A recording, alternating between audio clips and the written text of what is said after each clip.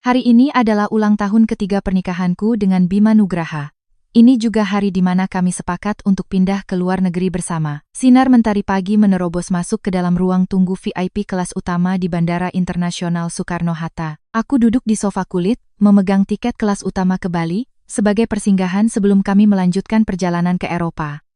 Dia memesankan kursi di dekat jendela untukku. Konyol sekali, bahkan saat berencana untuk meninggalkanku, dia mengatur segalanya agar terlihat sempurna dan terhormat. Di ponselku, ada pesan yang dia kirim 2 jam lalu. Isinya, ada urusan merger dan akuisisi mendadak di perusahaan. Aku akan langsung ke bandara begitu selesai. Kamu masuk saja dulu, jangan tunggu aku. Nada bicaranya lembut dan tanpa celah. Tapi dia tidak memberitahuku bahwa urusan MA yang mendesak itu sebenarnya adalah seorang wanita bernama Citra Lestari. Dia tidak memberitahuku bahwa mereka tidak sedang menuju ruang rapat, melainkan ke klinik kandungan di Rumah Sakit Pondok Indah. Dan dia tentu saja tidak memberitahuku bahwa bayi yang tumbuh di dalam rahim wanita itu adalah anaknya. Aku telah duduk di bandara ini tepat selama 2 jam. Selama waktu itu, aku melakukan satu hal. Aku mengambil setiap foto yang tersimpan di ponselku selama 3 tahun terakhir dan mencetaknya. Kertas foto glossy ukuran 4R, tepatnya 178 foto. Semuanya adalah potret mesra Bima dan Citra. Ada foto mereka berciuman di dalam mobilnya. Foto mereka berpelukan di luar hotel-hotel mewah. Foto Citra mengenakan kemeja putih Bima sambil berdiri di dekat jendela besar. Bahkan ada foto yang diambil dengan sudut yang cermat, dalam cahaya temaram, yang menunjukkan Bima menyandarkan kepalanya di dada Citra dengan tangan di perut bawahnya. Setiap foto seolah berteriak kepada dunia, lihat betapa kami saling mencintai. Citra sendiri yang mengirimkan foto-foto ini kepadaku. Dia mengirimkannya beberapa kali secara berkala, seperti racun yang bekerja lambat yang diberikan sesuai jadwal yang ketat. Dia tidak pernah menambahkan teks, hanya gambar. Dia mungkin berpikir foto-foto itu saja sudah cukup untuk membuatku berharap aku mati. Aku harus mengakui, dia berhasil. Beberapa kali pertama, rasanya benar-benar sakit. Sangat sakit hingga aku terjaga sepanjang malam. Sangat sakit hingga aku bersembunyi di kamar mandi, menggigit punggung tanganku sambil menangis. Setelah menangis, aku akan berlatih tersenyum di depan cermin, berpura-pura tidak tahu apa-apa, melanjutkan peranku sebagai Nyonya Nugraha yang lembut dan anggun. Tapi kemudian, rasa sakit itu berhenti. Tiba-tiba aku menyadari sesuatu. Apa gunanya rasa sakit? Apakah itu akan membuatnya kembali? Apakah itu akan membuat wanita itu menghilang? Tidak, karena rasa sakit tidak bisa menyelesaikan masalah. Aku memutuskan mereka harus merasakannya bersamaku. Pemilik toko cetak foto di dekat bandara adalah seorang pria parubaya berusia 40-an. Ketika aku menyerahkan flash drive padanya, dan pratinjau foto-foto itu muncul, ekspresinya menjadi sangat rumit. Dia mungkin belum pernah melihat seorang wanita mencetak 178 bukti perselingkuhan suaminya pada hari dia akan pindah ke Eropa. "Mbak, yakin mau cetak semua ini?" tanyanya ragu-ragu. Aku mendorong kartu kreditku ke seberang meja. Pakai kertas glossy paling mahal, dan resolusi tertinggi. Saya perlu melihat wajah mereka dengan jelas di setiap fotonya. Pemilik toko itu membuka mulutnya, tetapi akhirnya tidak berkata apa-apa. Di Jakarta, uang bisa membeli banyak hal, termasuk keheningan. Saat foto-foto itu selesai, hari sudah menunjukkan pukul 2 siang. Aku menarik amplop coklat yang sudah kusiapkan dari tas desainerku dan memasukkan foto-foto paling eksplisit ke dalamnya. Kemudian aku mengeluarkan sebuah map merah. Di dalamnya ada surat gugatan cerai yang sudah kutandatangani. Di bawah bagian pembagian harta Gonogini, aku hanya menulis satu kalimat. Saya pergi tanpa membawa apapun. Tidak sepeser pun. Tidak, itu tidak benar. Bukan uangnya yang aku inginkan. Aku menekan sebuah nomor. "Pak Charles, ini saya." Di seberang telepon, suara seorang pria yang lebih tua dan sangat hormat menjawab. "Iya, Nona.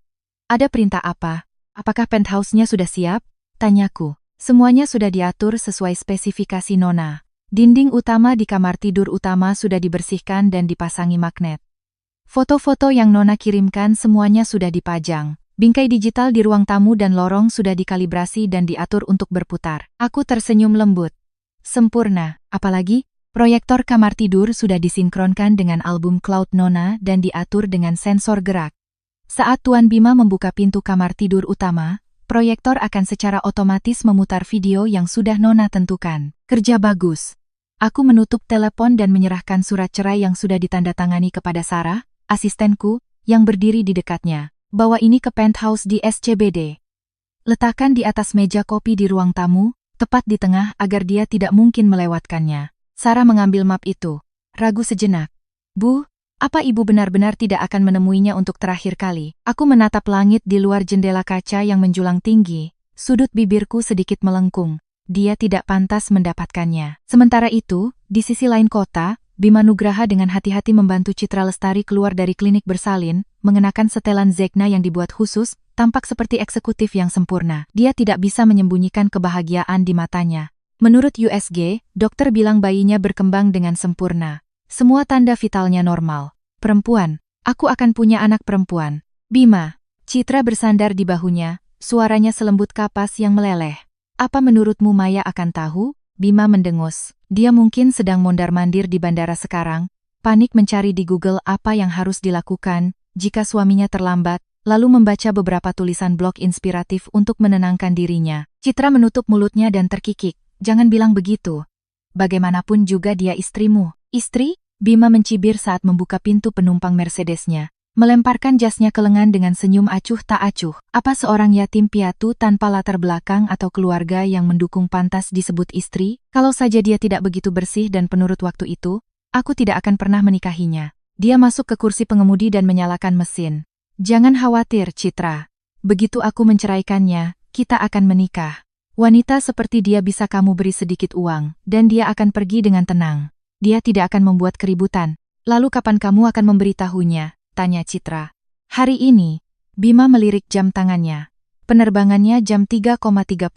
Nanti setelah mendarat di Bali, aku akan mengiriminya pesan bahwa pernikahan ini sudah tidak bisa diperbaiki lagi, dan biarkan dia mencernanya sendiri. Citra menunduk, kilasan kemenangan di matanya. Tapi dia berkata, apa itu tidak terlalu kejam? Dia sudah bersamamu selama 3 tahun. Jadi kenapa kalau sudah 3 tahun? Apa gunanya seorang wanita yang bahkan tidak bisa memberiku anak setelah 3 tahun? Mobil itu menyatu dengan lalu lintas Jakarta. Bima tidak tahu bahwa kejutan besar menunggunya di penthouse mewahnya. Citra tidak tahu bahwa foto-foto yang telah dia pilih dengan cermat saat ini menempel di setiap dinding rumah itu. Dan tak satu pun dari mereka tahu bahwa wanita yang telah mereka injak-injak selama 3 tahun saat ini sedang duduk di ruang tunggu VIP bandara, menyeruput kopi luwak, dan dengan anggun membolak-balik majalah Prestige, tepat melewati sebuah artikel berjudul Estetika Balas Dendam Kelas Atas. Pukul 3.20 sore, Bima mengantar Citra ke terminalnya. Mereka berbagi perpisahan yang mengharukan. Tunggu aku, katanya, mengecup keningnya. Sebentar lagi kita tidak perlu sembunyi-sembunyi lagi. Citra mengangguk, matanya basah. Aku akan menunggumu. Aku dan bayi kita akan menunggu. Adegan yang sangat menyentuh. Jika aku bukan korban dalam cerita ini, aku mungkin akan terharu. Sayangnya bagi mereka, akulah korbannya. Setelah melihat Citra masuk ke terminal, Bima kembali ke mobilnya dan meneleponku. Aku tidak menjawab. Dia mengirim pesan WhatsApp. Sudah masuk gate belum? Aku hampir sampai. Aku tetap tidak membalas. Dia mengerutkan kening. Mungkin berpikir istrinya yang biasanya penurut sedang bertingkah aneh hari ini. Dia menelepon lagi. Kali ini aku mengangkatnya. Halo, kenapa tidak angkat telepon? Nada bicaranya mengandung sedikit kejengkelan, seperti seorang ayah yang memarahi anak yang tidak tahu apa-apa. Kamu di bandara. Gate berapa? Aku di Terminal 3, suaraku benar-benar tenang. Di Garuda Executive Lounge. Datang saja ke sini. Oke, tunggu aku, sekitar 40 menit lagi. Tidak usah buru-buru. Hati-hati di jalan. Keselamatan nomor 1. Dia tampak terdiam sejenak, kemungkinan besar terkejut bahwa seorang wanita yang telah menunggu selama hampir 3 jam sama sekali tidak marah. Tapi Bima adalah tipe pria yang tidak pernah membuang tenaga otaknya untuk menganalisis momen-momen di luar karakterku. Dalam benaknya, Mayasari seharusnya persis seperti ini, jinak, patuh, dan selamanya menunggu tepat di tempat dia meninggalkannya. Baiklah, aku tutup teleponnya. Aku meletakkan ponsel di atas meja kopi, mengambil kopiku, dan menyesapnya. 40 menit. Waktu yang cukup bagiku untuk meninjau 3 tahun terakhir dari awal hingga akhir. Pengumuman bandara berbunyi. Para penumpang Garuda Indonesia dengan nomor penerbangan GA414 tujuan Denpasar, Bali, kami persilakan untuk naik ke pesawat. Aku tidak bergerak, aku tidak sedang menunggu penerbangan. Aku sedang menunggu pertunjukan dimulai. Pukul 3.55, mobil Bima akhirnya masuk ke tempat parkir bawah tanah gedung kami di SCBD.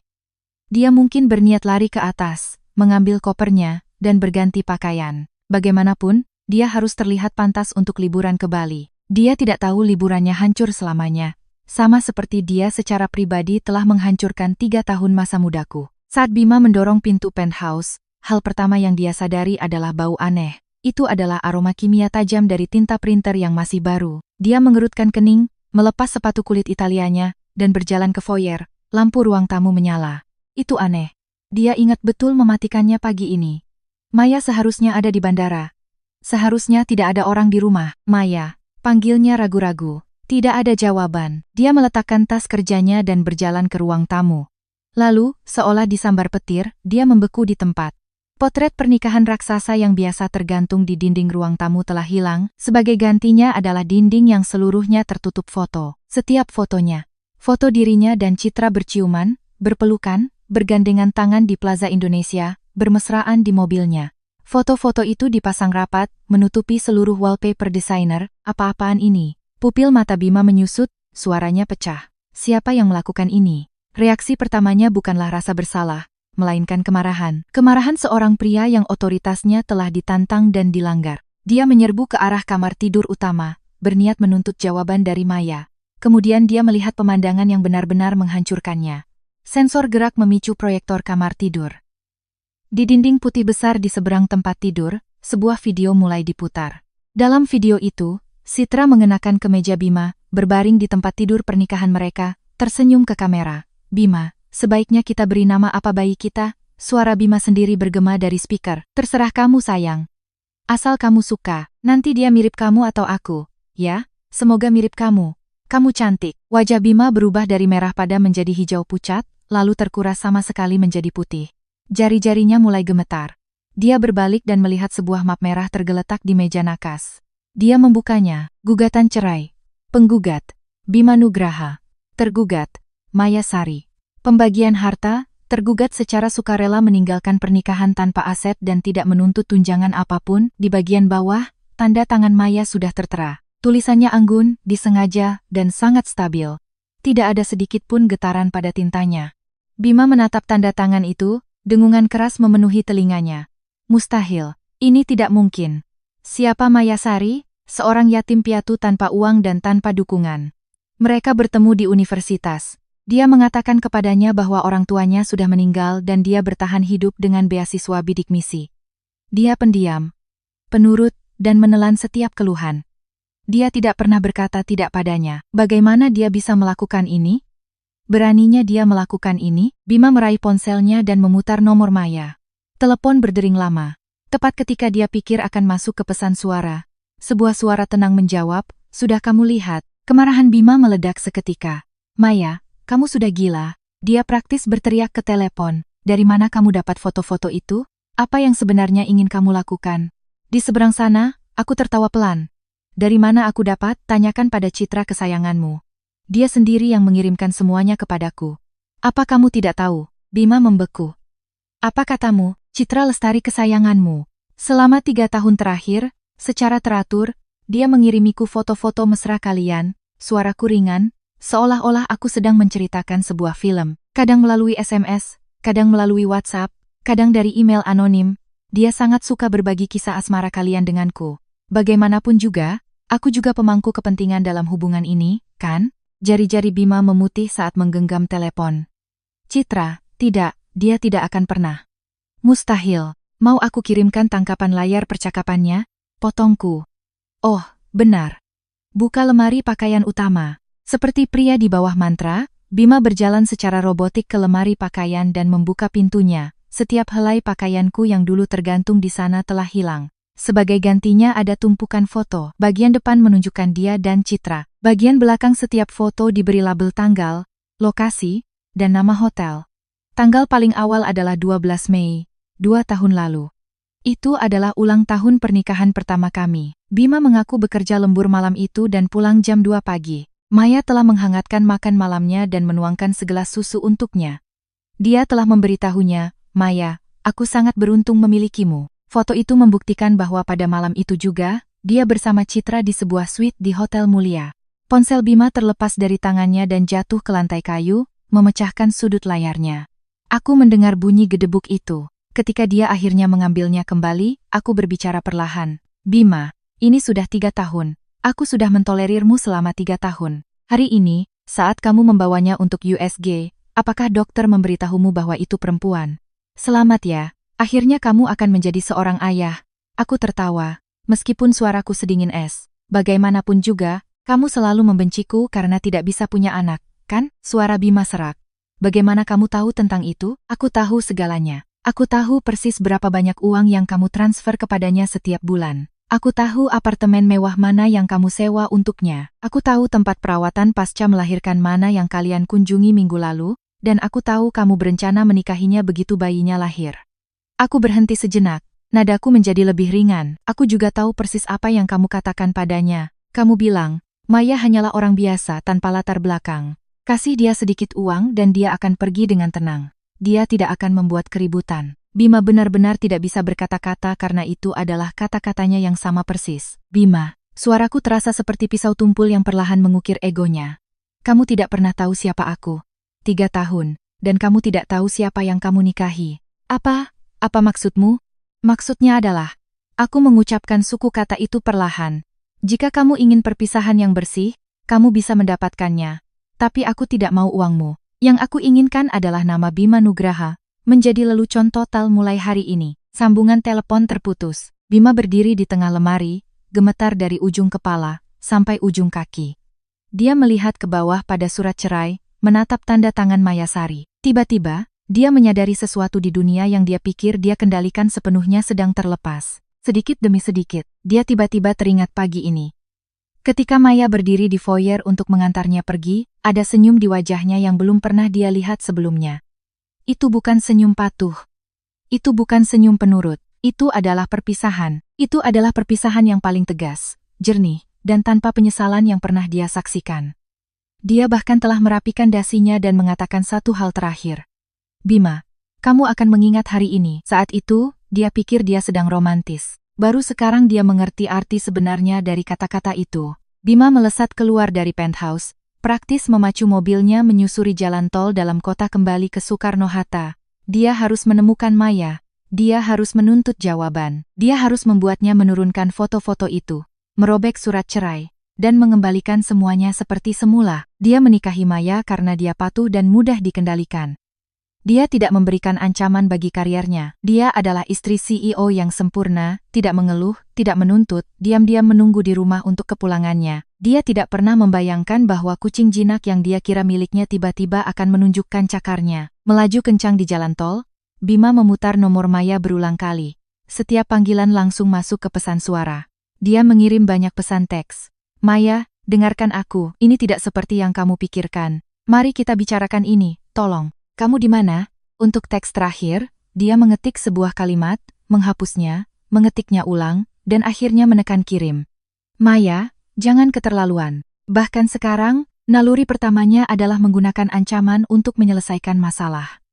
Jauh di dalam tulangnya, dia masih tidak percaya Maya punya nyali untuk benar-benar melawannya. Dia masih berpikir dia hanya sedang mengamuk, cemburu, dan hanya butuh amarahnya untuk menekan amarahnya. Dia tidak tahu bahwa dia tidak sedang berlari menuju kesempatan penebusan, tetapi berlari menuju panggung yang dibuat dengan cermat. Siaran langsung menunggunya, dan dia adalah karakter utamanya. Citra adalah aktris pendukung. Sedangkan Maya, dia adalah sutradaranya, duduk di antara penonton dengan secangkir kopi, siap menonton pertunjukan. Saat mobilnya melaju ke tempat parkir bandara, Bima akhirnya menerima pesan dari Maya. Isinya hanya satu kalimat. Terminal 3, Garuda Executive Lounge. Temui aku di sini. Bima membanting setir. Ban mobilnya berdecit keras di beton. Matanya merah, entah karena marah atau panik. Tapi entah dia marah atau takut, dia tidak punya jalan keluar. Dia akhirnya menyadari bahwa wanita yang dia pikir bisa dia manipulasi sesuka hati akan menyelesaikan masalah. Ketika Bima menyerbu masuk ke Terminal 3, dasinya miring, rambutnya berantakan. Pria yang menyedihkan dan acak-acakan ini sama sekali tidak terlihat seperti CEO yang tenang dan terkendali yang dia perlihatkan kepada dunia. Dia mencari di aula keberangkatan yang ramai seperti orang gila, matanya memindai bagian belakang kepala setiap wanita. Tak satu pun dari mereka adalah Maya. Akhirnya, dia berhenti di luar pintu kaca Garuda Executive Lounge. Melalui kaca, dia melihatku. Aku sedang duduk di sofa dekat jendela, secangkir kopi di depanku, dengan santai membolak-balik majalah. Posturku santai, ekspresiku acuh tak acuh, aku tampak seperti sedang menuju liburan mewah. bukan menyelesaikan perceraian. Bima mendorong pintu dan menyerbu ke arahku. Maya, suaranya menggelegar, menyebabkan beberapa orang di dekatnya menoleh. Aku mendongak dan menatap matanya. Kamu sudah datang, duduklah. Aku menunjuk ke kursi di seberangku. Nadaku santai, seolah-olah aku sedang menjamu seorang teman lama. Bima tidak duduk. Dia menanamkan kedua tangannya di atas meja kopi, membungkuk untuk menatapku. Apa sebenarnya yang ingin kamu lakukan? Menceraikanmu. Aku menutup majalah dan tersenyum. Kamu sudah lihat suratnya, kan? Aku sudah tanda tangan. Kamu tanda tangan dan kita berpisah baik-baik. Berpisah baik-baik? Bima menggertakkan giginya. Kamu menempelkan foto di seluruh rumahku dan menyebutnya berpisah baik-baik? Lalu kamu mau menyebutnya apa? Aku memiringkan kepalaku. Apa kamu berharap aku menyembunyikan foto-foto itu, berpura-pura tidak tahu apa-apa, dan terus menjadi istrimu yang manis dan penuh kasih? Bima tercekat. Aku mengambil kopiku dan menyesapnya perlahan. Bima, biar ku ceritakan sebuah kisah. Aku tidak mau mendengar cerita. 3 tahun lalu, aku memotongnya, suaraku tetap tenang dan tidak tergesa-gesa. Seorang gadis bertemu dengan seorang pria di sebuah universitas di Jakarta.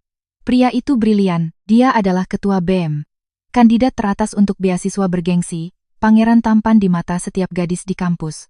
Gadis itu biasa-biasa saja, nilai biasa, latar belakang biasa, penampilan biasa. Tapi entah bagaimana, pria itu memilihnya. Ekspresi Bima berubah. Dia tahu persis siapa yang aku bicarakan. Pria itu mengatakan kepada gadis itu bahwa dia mencintai kesuciannya. Sifatnya yang penurut, fakta bahwa dia tidak pernah berebut perhatian.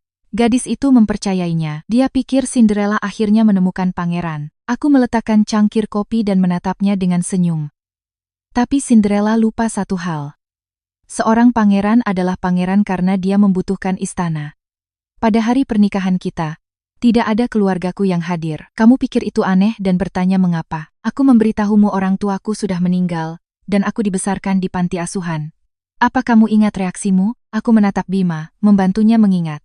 Kamu bilang, baguslah, jadi aku tidak perlu repot berurusan dengan mertua. Wajah Bima kehilangan warna untuk sesaat. Kamu sebenarnya lega, kan? Suaraku tidak keras, tetapi setiap kata terasa seperti jarum. Karena seorang istri tanpa keluarga berarti seorang istri tanpa jaring pengaman, tanpa cadangan. Dia hanya bisa mengandalkanmu. Dia tidak akan membantah. Dia tidak akan melawanmu. Dia tidak akan menuntut. Dia akan menunggu dengan patuh di rumah, memasak makan malammu, mencuci pakaianmu, dan memberimu segelas susu hangat saat kamu pulang dari acara networking jam 2 pagi. Istri yang sempurna, alat yang sempurna, orang bodoh yang sempurna untuk dimanipulasi. Jakun Bima naik turun. Dia mencoba berbicara, tetapi tidak menemukan argumen, karena setiap kata adalah kebenaran mutlak. Tahun pertama pernikahan kita, lanjutku, kamu bilang kamu sedang memulai perusahaan dan memintaku untuk menyerahkan gajiku. Aku melakukannya. Tahun kedua, kamu bilang arus kas sedang ketat dan memintaku untuk mengosongkan tabunganku. Aku melakukannya. Tahun ketiga, kamu mengaku sedang networking dan mulai menghabiskan malam di luar rumah. Aku mempercayaimu. Kamu pikir aku bodoh, mudah dibodohi. Kamu pikir aku tidak akan pernah lepas dari genggamanmu. Tapi Bima, aku berdiri, menatap matanya lekat-lekat. Pernahkah kamu bertanya-tanya mengapa aku tidak pernah marah padamu? Karena aku tidak peduli. Kata-kata itu menusuk dada Bima seperti belati es. Setiap kali kamu berbohong, aku tahu.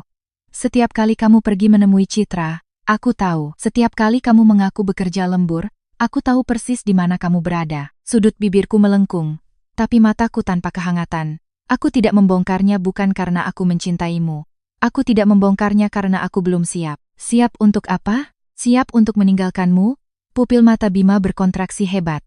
Apa kamu tahu apa yang aku lakukan setiap hari selama 3 tahun terakhir? Aku duduk kembali, menyelangkan kaki dengan anggun, tampak seperti seorang eksekutif di meja perundingan. Aku mengumpulkan bukti, transfer bankmu, tanda terima hotelmu, pesan WhatsAppmu dengan Citra, setiap transaksi, setiap pesan, setiap detail. Kamu pikir kamu menyembunyikannya dengan baik, Bima. Kata sandi ponselmu adalah ulang tahun Citra. Akun WhatsApp rahasiamu terikat pada kartu kredit cadangan perusahaanmu.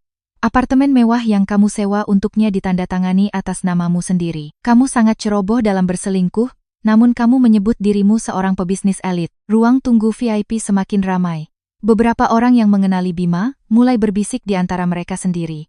Wajah Bima berubah melalui beberapa nuansa panik, Dia merendahkan suaranya. Maya, berapa banyak uang yang kamu mau? Sebutkan hargamu. Aku menatapnya seolah-olah dia baru saja menceritakan lelucon terlucu di dunia. Bima, apa kamu benar-benar berpikir aku butuh uang recehmu? Aku merogoh tasku, mengeluarkan sebuah kartu kredit dan melemparkannya ke meja kopi. Itu adalah kartu hitam. Bima langsung mengenalinya. Investor utamanya punya satu. Itu adalah kartu BCA Solitaire. Investornya telah bersusah payah hanya untuk disetujui dengan batas 5 miliar rupiah. Tapi kartuku dimulai dengan digit yang disediakan khusus untuk klien private wealth, paling atas dari sebuah bank swasta terkemuka. Ada kurang dari 50 orang di seluruh negeri dengan awalan itu. Bima menatap kartu itu, matanya melotot. Aku sudah menggunakan kartu ini untuk uang saku sejak aku remaja, kataku santai.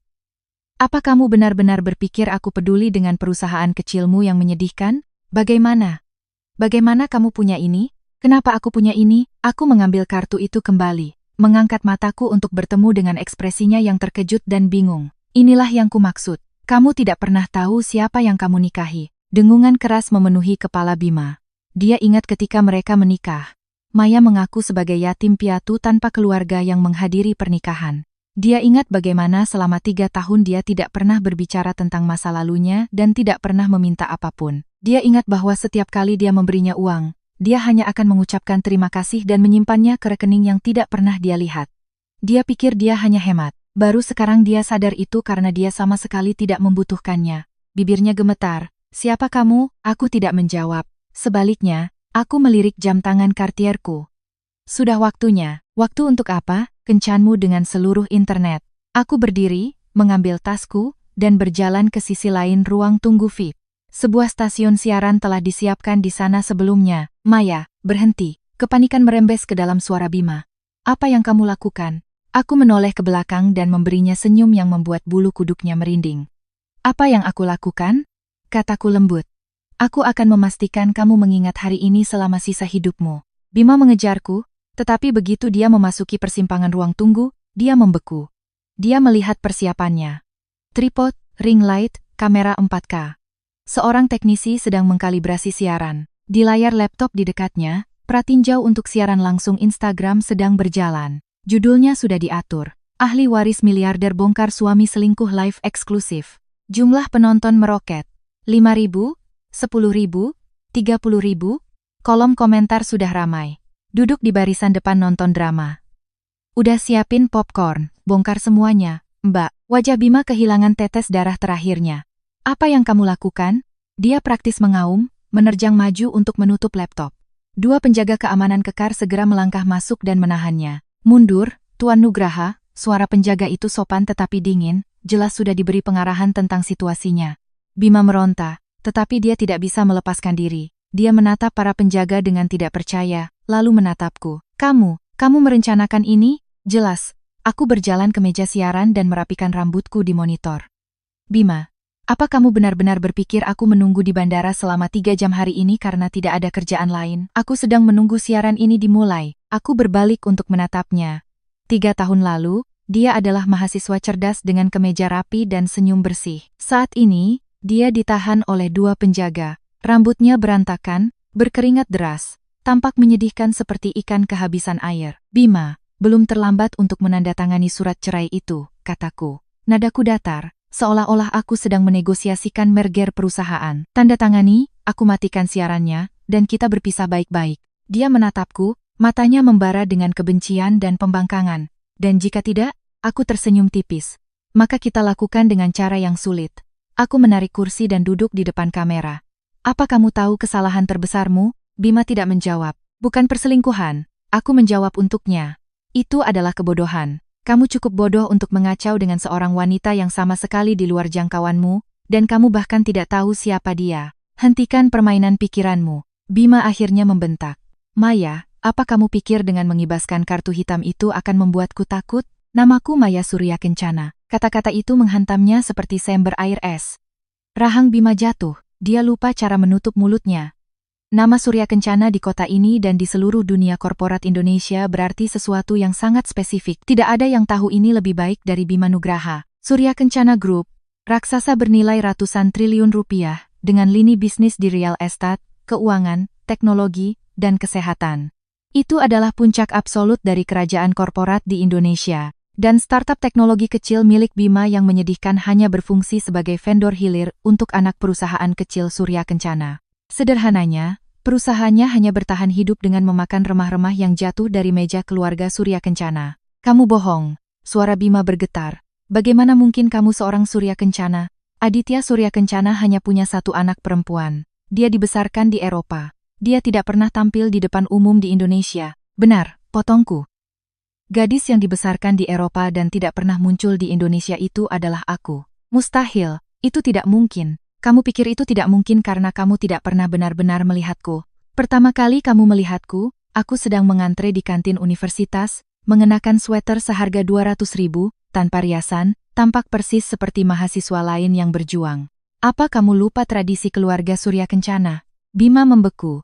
Tradisi keluarga Surya Kencana adalah rahasia umum di dunia korporat. Begitu seorang anak Surya Kencana dewasa, mereka harus menyembunyikan identitas mereka dan menyelesaikan pendidikan universitas secara mandiri. Mereka dilarang menggunakan sumber daya keluarga atau mengungkapkan status mereka. Itu adalah ujian untuk memastikan para ahli waris mengalami dunia nyata, memahami sifat manusia, dan belajar bagaimana menilai karakter. Aku bertemu denganmu di kampus, suaraku tenang. Saat itu, aku berpikir, pria ini luar biasa. Dia tidak peduli aku miskin. Dia tidak peduli aku biasa-biasa saja. Dia bilang dia mencintaiku apa adanya.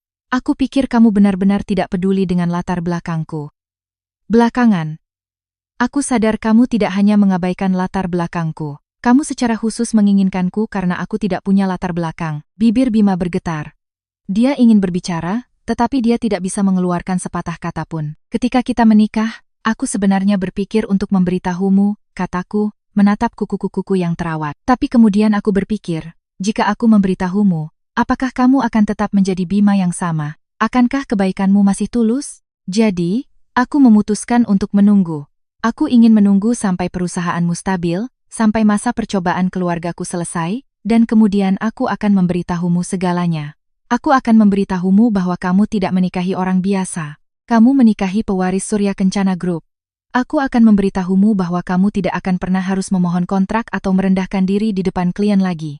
Aku menunggu 3 tahun. Aku menatapnya. Selama 3 tahun, kamu selingkuh.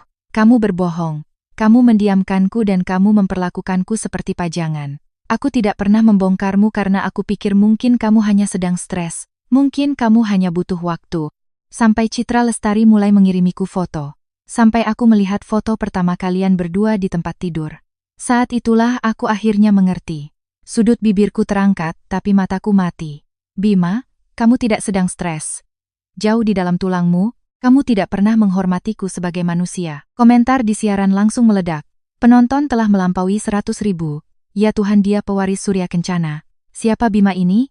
Tunggu, orang ini yang punya Nugraha Tech? Mereka kan yang suplai microchip. Sialan, dia pikir dia sukses sendiri. Menjijikkan. Pewaris miliarder yang menyamar. Plot balas dendam terbaik. Bima tidak bisa melihat komentar, tetapi dia bisa merasakan mata internet menusuknya dari segala arah. Wanita yang dia pikir bisa dia injak-injak sekarang duduk di bawah lampu studio, perlahan, secara metodis mengupas fasad sempurnanya. Dia akhirnya berbicara. Suaranya terdengar seperti amplas. Jadi, ini rencanamu selama ini? Bukan rencana. Aku menggelengkan kepala. Aku hanya mempersiapkan skenario terburuk dan menunggunya terjadi. Oh, benar, Bima. Aku mengeluarkan selembar kertas terlipat dari tasku dan mengangkatnya ke kamera. Kamu kenal ini? Itu adalah laporan USG. Mata Bima bergeser. Citra mengirim ini kepadaku. Dia hamil 12 minggu. Perkiraan lahir bulan Maret. Selamat. Kamu akan menjadi seorang ayah. Kenapa kamu menyeret Citra ke dalam ini? Bima panik. Ini antara kita. Antara kita. Aku berdiri dan berjalan ke arahnya, menatap keadaannya yang menyedihkan. Bima, detik kedua Citra mengirimiku foto pertama itu. Ini berhenti menjadi hanya antara kita. Karena dia suka punya penonton, aku menempatkannya di panggung utama. Aku menyimpan laporan medis itu dan beralih ke kamera. Para pemirsa, sekarang saya akan menyajikan sebuah tayangan slide. Saya menghabiskan sebulan penuh untuk menyusunnya. Isinya termasuk, namun tidak terbatas pada catatan hotel Tuan Bima Nugraha dan Nona Citra Lestari, transfer bank, koleksi foto mesra, dan aku berhenti, menatap mata Bima, Dan bukti Tuan Nugraha memanfaatkan posisinya untuk membocorkan data rahasia perusahaan Surya Kencana Group kepada para pesaingnya. Begitu kata-kata itu keluar dari mulutku, kaki Bima lemas. Jika para penjaga tidak menahannya, dia akan ambruk ke lantai. Kamu terkejut? Aku tertawa. Kamu pikir aku tidak tahu kamu mengintip laptopku, Bima? Setiap file di komputerku ditanam khusus untukmu. Kamu pikir kamu mencuri data inti, kamu mencuri sampah yang direkayasa. Katakan padaku, menurutmu berapa banyak kerugian yang akan ditimbulkan oleh metrik palsu itu pada pesaingmu? Dan ketika mereka sadar mereka membeli data palsu, menurutmu siapa yang akan mereka kejar lebih dulu? Jejak warna terakhir lenyap dari wajah Bima. Dia akhirnya mengerti. Hari ini bukanlah Mayasari yang sedang mengamuk. Hari ini adalah puncak dari permainan catur selama 3 tahun yang diatur oleh seorang master. Dia baru saja menempatkan bidak terakhir di papan, dan sejak awal, dia hanyalah pion yang menunggu untuk dikorbankan. Jumlah penonton di siaran langsung meningkat secara eksponensial. 150.000, 200.000, 300.000, komentar bergerak begitu cepat hingga kabur. Tapi Bima tidak peduli dengan internet. Dia tergantung di antara dua penjaga keamanan, basah kuyup oleh keringat, bibirnya pucat. Dia tampak seperti narapidana yang menunggu hukumannya. Aku merogoh tasku dan mengeluarkan sebuah ponsel. Itu bukan milikku. Itu adalah iPhone putih dengan sudut layar yang retak. Bima langsung mengenalinya. Itu milik Citra, kapan kamu mendapatkannya? Dia tergagap. Siang ini, aku meletakkan ponsel di atas meja, berbicara tanpa tergesa-gesa. Sebelum Citra naik pesawat, aku menyuruh seseorang menukarnya dengan yang baru. Dia cukup murah hati untuk meninggalkan yang lama ini. Jangan panik, aku tersenyum. Aku hanya membaca obrolannya denganmu, dan harus kuakui, isinya benar-benar memukau. Aku membuka album foto dan menampilkan layarnya ke monitor LED besar di belakangku. Siaran langsung meledak. Di layar ada sebuah grup chat berjudul Besties. Anggotanya adalah Citra, Jessica, dan Ashley. Lini masa dimulai 3 tahun lalu. Sehari setelah pernikahan Bima dan aku, Citra mengirim foto lokasi pernikahan ke dalam obrolan. Keterangannya berbunyi, dapat jackpot. Jessica membalas dengan tanda seru. Lo beneran berhasil ngiket dia? Citra mengirim emoji sombong. Udah gue bilang kan, gak ada cowok yang gak bisa gue mainin. Istrinya cuma cewek kampung udik tanpa latar belakang. Bima nikahin dia cuma karena gampang diatur. Begitu dia bener-bener kecantol sama gue, si udik itu bakal ditendang. Komentar meledak. MAU muntah gue. Jahat banget ini perempuan. Kasian banget Mbak Maya. Tunggu. Bukannya Citra itu bridesmaid di pernikahannya? Inilah kenapa jangan percaya siapapun. Ya, Citra adalah pengiring pengantinku. Aku sendiri yang mengundangnya. Aku menggulir ke bawah. 4 bulan lalu, Citra mengirim foto tes kehamilan positif ke grup. Obrolan menjadi liar. Jessica bertanya, anaknya Bima. Citra menjawab, jelaslah, pasti bukan punya istrinya yang mandul itu. Dia tahu? Belum. Gue nunggu momen yang pas, ketik Citra. Begitu istrinya tahu, gue bakal kirim foto-fotonya, dan maksa dia buat ambil keputusan. Ashley bertanya, gimana kalau istrinya bikin rame? Balasan Citra singkat. Gimana caranya dia mau bikin rame? Dia yatim piatu tanpa dukungan keluarga. Mau nangis ke siapa dia? Aku menutup obrolan dan menatap Bima. Bibirnya bergetar, bukan karena marah, tetapi karena ketakutan. Kamu pikir foto-foto yang dia kirimkan kepadaku hanyalah kenang-kenangan dari kisah cinta epik kalian? Aku tertawa. Tidak, itu adalah senjata yang dia gunakan untuk memaksaku keluar.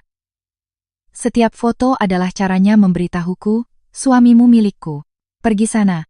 Dan kamu Bima, kamu bermain tepat di tangannya seperti orang bodoh. Aku berjalan menghampirinya. Apa kamu tahu mengapa Citra menjadwalkan USG-nya hari ini? Karena dia tahu penerbanganku hari ini. Dia ingin memberiku hadiah perpisahan sebelum aku meninggalkan negara ini. Dia ingin aku menangis selama 7 jam penerbangan ke Bali. Suara aneh yang tercekik keluar dari tenggorokan Bima, setengah alasan dan setengah permohonan belas kasihan. Ada satu hal lagi yang mungkin tidak kamu ketahui. Aku menarik sebuah foto dari tasku dan menunjukkannya padanya. Itu adalah foto dari kamera keamanan. Dalam rekaman yang buram, Citra sedang berciuman mesra dengan seorang pria di lorong hotel. Pria itu bukan Bima, mata Bima melotot. Ini dari bulan lalu, di The Ritz-Carlton di SCBD. Aku tidak akan menyebut nama pria ini di kamera, tetapi kamu bisa mencarinya sendiri. Nama belakangnya adalah Tirtayasa. Dia Markus Tirtayasa, CEO dari klien terbesarmu. Tidak. Itu tidak mungkin. Suara Bima benar-benar habis. Kamu pikir itu tidak mungkin? Aku tertawa tajam. Bima, menurutmu apa yang Citra inginkan darimu? Ketampananmu, bakatmu, pesonamu? Dia menginginkan uangmu. Tepat pada malam kamu menandatangani kontrak vendor itu dengan Markus Tirtayasa, dia berakhir di tempat tidurnya. Aku membalik foto itu. Bagian belakangnya ada tanggal, waktu, dan nomor kamar. Kamu pikir kamu menemukan cinta sejati. Kamu hanya menemukan seorang wanita yang merupakan aktor yang lebih baik darimu. Dan wanita itu telah menghibur banyak pria di apartemen mewah yang kamu bayar. Oh, benar. Aku baru ingat sesuatu. Apa kamu melihat laporan USG-nya dengan cermat? 12 minggu. Hitung mundur, itu berarti dia hamil tepat 3 bulan yang lalu. Bima, di mana kamu 3 bulan yang lalu? Pupil mata Bima menyusut menjadi titik-titik kecil. 3 bulan lalu, dia sedang dalam perjalanan bisnis ke London. Dia pergi selama sebulan. Tidak, dia tidak mungkin. Kamu bisa menunggu sampai bayinya lahir dan melakukan tes paternitas? Aku mendorong foto itu ke dadanya. Tapi aku berani bertaruh 100 juta rupiah anak itu bukan anakmu. Genggaman Bima gagal. Foto itu melayang ke tanah. Dia tampak seolah-olah semua tulang di tubuhnya telah lenyap, ambruk ke lantai. Para penjaga tidak repot-repot menahannya. Mereka membiarkannya jatuh. Aku menatap pria yang dulu begitu percaya diri dan sombong. 3 tahun lalu, ketika dia tersenyum padaku dengan kemeja rapinya di kampus, aku benar-benar mengira itu adalah cinta. 3 tahun kemudian, melihatnya terkulai di lantai, berkeringat, gemetar, aku akhirnya melihatnya dengan jelas. Dia tidak pernah menjadi pria yang pantas dicintai. Bima, kataku lembut. Kamu selalu berpikir kamu adalah pria terpintar di ruangan ini. Kamu memilih istri yang patuh dan bisa dikendalikan. Kamu menemukan selingkuhan yang cantik dan perhatian. Kariermu sedang menanjak. Tapi pernahkah kamu sadar bahwa sejak awal, kamulah yang dipermainkan? Citra milik orang lain. Kamu mendapatkan klien terbesarmu karena dia tidur dengannya. Data perusahaan yang kamu curi sepenuhnya palsu. Kamu pikir kamulah pemenangnya. Kamu sebenarnya pecundang terbesar dalam permainan ini. Bima menatapku. Matanya dipenuhi penyesalan, kebencian, kemarahan, dan permohonan. Maya, aku salah, aku kacau. Aku memiringkan kepalaku. Tidak, Bima. Kamu tidak salah. Kamu hanya tidak pernah benar sejak awal. Aku kembali ke meja siaran dan mengambil mikrofon. Kepada semua yang menonton siaran ini, suaraku setenang pembawa berita yang membacakan berita malam. Log obrolan dan foto yang baru saja Anda lihat telah diunggah ke folder cloud publik. Jika Anda ingin cerita lengkapnya, tautannya disematkan di akun X saya. Selanjutnya, mengenai keterlibatan Tuan Bima Nugraha dalam spionase perusahaan dan pencurian rahasia dagang, Departemen Hukum di Surya Kencana Group telah secara resmi mengajukan tuntutan kepada Bareskrim Polri. Saya akan memposting pembaruan tentang penyelidikan di media sosial saya. Demikian siaran hari ini, terima kasih telah menonton. Aku mematikan mikrofon. Tiba-tiba, Bima bangkit dari lantai, menerjang maju untuk meraih pergelangan tanganku. Maya, jangan pergi, dengarkan aku. Aku menatap tangannya yang menggenggam pergelangan tanganku. Itu adalah tangan yang telah kupegang selama 3 tahun. Cincin kawin di jarinya menangkap cahaya studio yang keras. Aku mengulurkan tangan bebasku dan secara metodis melepaskan jari-jarinya dari pergelangan tanganku satu persatu. Bima, aku menatap matanya. Apalagi yang tersisa untuk dibicarakan? Apa kamu ingin bertanya mengapa aku tidak memberitahumu kebenaran selama 3 tahun? Mengapa aku tidak menghentikan Citra? Mengapa aku tidak mengungkapkan identitasku lebih cepat? Dia membuka mulutnya, tetapi tidak ada yang keluar. Karena aku ingin melihat, aku tersenyum, betapa luar biasanya bodoh seorang pria. Dan kamu, Bima, membuktikan bahwa tidak ada batasnya. Aku berbalik dan berjalan menuju pintu keluar. Punggungku lurus, langkahku mantap. Aku adalah orang yang sama sekali berbeda dari wanita yang biasa menangis sampai tidak bisa bernapas di penthouse itu. Bima berdiri membeku, menatap punggungku. Tiba-tiba, dia berteriak, Maya, apa kamu pikir kamu menang? Aku berhenti berjalan. Aku tidak berbalik. Aku hanya berbicara pelan, cukup keras untuk dia dengar. Aku tidak perlu menang. Aku hanya perlu semua orang melihatmu kalah. Ketika aku masuk ke ruang belakang pribadi di lounge, Sarah memberiku sebotol aqua, tutupnya sudah dilonggarkan. Bu, angkanya sudah masuk, dia merendahkan suaranya, matanya bersinar karena adrenalin. Puncak penonton serentak mencapai 830.000 rupiah. Itu 300.000 lebih banyak dari proyeksi saya. Kita menguasai 3 topik trending teratas di X sekarang. Nomor 1 adalah, pewaris hancurkan suami selingkuh. Nomor 2 adalah, identitas Surya Kencana terungkap. Nomor 3 adalah, bocoran chat Citra Lestari. Sarah memberiku sebuah iPad. Daftar trending adalah dinding emoji api merah. Aku meliriknya, lalu mengembalikan tablet itu. Terus pantau, beritahu tim hukum untuk mengirim email konfirmasi laporan polisi kepadaku, lalu posting di X dalam 10 menit. Baik, Bu. Setelah Sarah mundur, aku berdiri sendirian di dekat jendela kaca yang menjulang tinggi menatap landasan pacu. Pesawat-pesawat lepas landas dan mendarat. Deru mesin jet menembus kaca tebal, berat dan jauh. Ponselku bergetar. Pesan WhatsApp dari Citra. Dia pasti sudah mendarat. Dia sudah melihat beritanya. Maya, apa yang kamu lakukan? Kamu gila. Serangkaian tanda seru mengikuti seolah-olah dia mencoba menusuk layar. Aku tidak membalas. Dia mengirim pesan lain. Kamu pikir hanya karena kamu seorang surya kencana, aku takut padamu?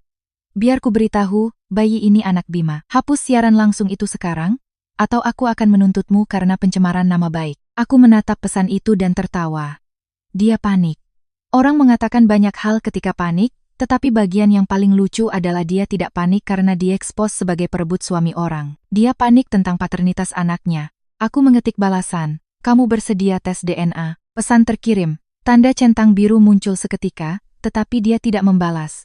Lama berlalu sebelum dia akhirnya mengirim satu pesan terakhir. Kamu hanya beruntung lahir dari keluarga kaya. Apa yang membuatmu begitu istimewa? Hal-hal yang aku dapatkan sendiri dari bawah membuatku 100 kali lebih baik darimu. Aku menatap kata-kata itu selama beberapa detik. Lalu aku mengetik balasan. Mendapatkan sendiri, maksudmu Bima atau Markus Tirtayasa? Setelah pesan itu, Citra tidak pernah membalas lagi. Dia mungkin membanting ponselnya ke dinding. Bagus. Menghemat waktuku untuk berbicara dengannya. Komentar langsung di siaran ditutup, tetapi komentar di X berlipat ganda setiap detik. Aku membuka dashboard analitik untuk membacanya. Pewaris surya kencana ini sadis.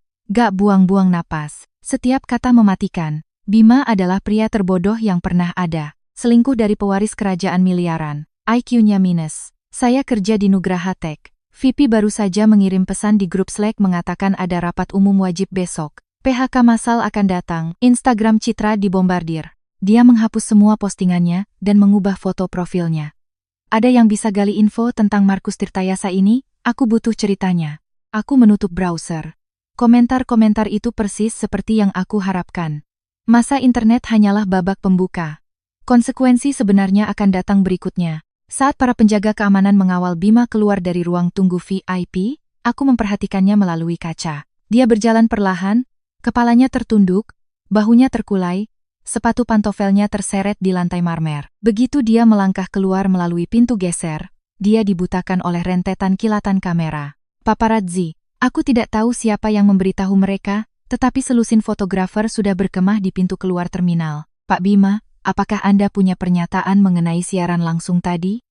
Bima, apakah Anda benar-benar membocorkan data perusahaan Surya Kencana? Pak Bima, apakah bayi Citra anak Anda atau Markus Tirtayasa? Pertanyaan-pertanyaan itu menghujani seperti hujan es. Bima menutupi wajahnya dengan lengan, mencoba menerobos kamera, tetapi mereka mengelilinginya. Tidak ada jalan keluar. Minggir, pergi dari hadapanku. Suaranya gemetar. Aku membuang muka. Mulai hari ini, pria ini akan lenyap dari hidupku. Setiap ons penghinaan, setiap ons kehancuran yang akan dia hadapi, dia mendapatkannya. Dia tidak pantas mendapat belas kasihan. Ponselku bergetar lagi. Kali ini bukan Citra, itu nomor yang tidak disimpan, tetapi aku mengenalinya. Itu Ibu Bima, mantan ibu mertuaku. Aku menjawab panggilan itu. Di seberang sana, suaranya melengking cukup untuk memecahkan kaca. Maya, apa yang kamu posting di internet? Kamu menghancurkan anakku. Kamu anak tidak tahu berterima kasih. Setelah semua yang keluarga Nugraha lakukan untukmu, aku tidak memotongnya. Aku membiarkannya berteriak. 3 tahun lalu, ketika Ibu Bima mengetahui aku tidak punya keluarga, sikapnya terhadapku berubah dari hangat menjadi diktator. Selama liburan, aku diharapkan membawa hadiah mahal dan melayani setiap keinginannya. Untuk ulang tahunnya, aku harus merencanakan sebulan sebelumnya. Ketika dia bepergian dengan teman-teman arisannya, aku yang membayar tiket pesawat dan hotel. Kalimat favoritnya adalah, kamu itu yatim piatu, tidak punya orang tua, tidak punya latar belakang.